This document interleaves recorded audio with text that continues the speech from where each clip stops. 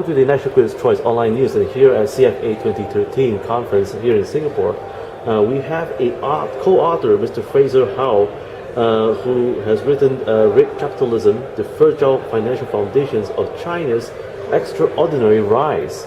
Could you tell us more about your book, and how do you arrive to some of the conclusions, the future of China?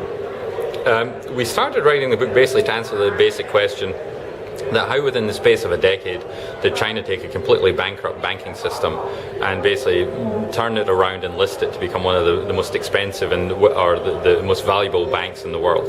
And so we looked at basically how China structured its finance, and it shed a lot of light about how China structures its economy.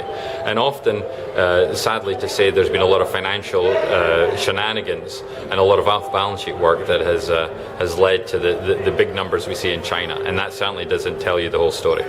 And what kind of expectations of the new reforms at this present leadership in China right now? Well, I think the expectations of reform are probably almost certainly too high. The ability of Chinese leadership to actually make fundamental cutting reforms in China is going to be very limited.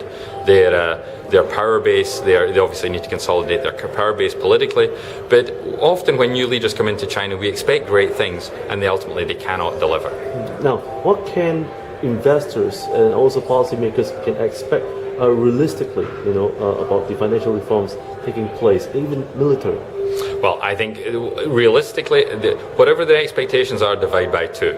That is probably as good as you're going to get. People's expectations are simply too high, and that they need to be very cautious about China, because the China we've known through the past decade and the double-digit rates of growth is simply not coming back. We now have a China that is growing somewhere between maybe 5 to 7% at the very best. Mm-hmm. We have a government who is burdened with a lot of debt and is trying to bring some reform, but it's going to be a very difficult process. Now, how would this South China Sea dispute may implicate policies as well as investments? That's a real worry, because it's becoming very clear that even if there isn't a conflict, and let's hope there is not a conflict, but there are clearly a lot of tensions between big trading partners, whether it be Japan and China, or whether it be Korea's in that mix as well, the Philippines, obviously, Vietnam. There are a lot of bad blood that is being made between these different neighbours, and it's very important for all of them, if their economies are going to grow, that they need to get along. So that's the real wild card. I certainly would not downplay the risks of the South China Sea. Now, what kind of risk do you foresee evolve when they are pursuing such reforms right now? Well, I think that if you're going to pursue real reforms as we understand them in developed markets or more open economies, then you're really hitting right at the center of the power base in China. You have had the Communist Party in China basically being front and center of business and controlling large state-owned enterprises. And ultimately, you need to divorce the party from the governance of these companies, and that's going to be very difficult. What kind of opportunities do you think the foreign capital market do you foresee over the next 5 years? For foreign investors in China? Yes. China is going to be a big growing economy. That doesn't fundamentally change. China is not just a bubble that is going to somehow disappear. There are going to be opportunities, but the foreign investor needs to be very tough in terms of looking at what his expectations are. I think too many investors have gone into China far too hopeful about what can be done, and the reality is much, much tougher. What do you foresee when it comes to reforms on issues on fraud and the infrastructure in China itself? China is a very large country, a very corrupt country with poor lines of accountability. In that environment, fraud is going to continue, and there's going to be some high-profile clampdowns, no doubt. There's going to be some small-profile clampdowns, but ultimately, unless you change the accountability structure, then it's going to be very difficult to have a serious clampdown on corporate malfeasance. Now, you specialize in portfolio management.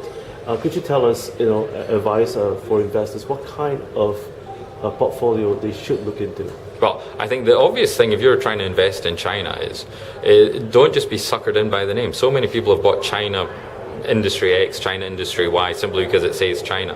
The companies that have probably done best out of China have been global multinationals. The largest car manufacturer in China is ultimately a General Motors joint venture.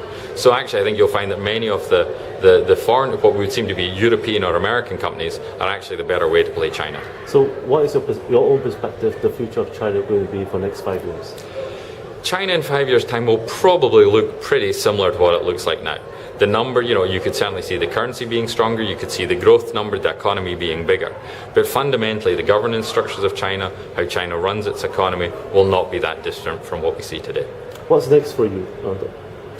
Well, we're working on another book, and but it's still early days. But we've got some ideas for that.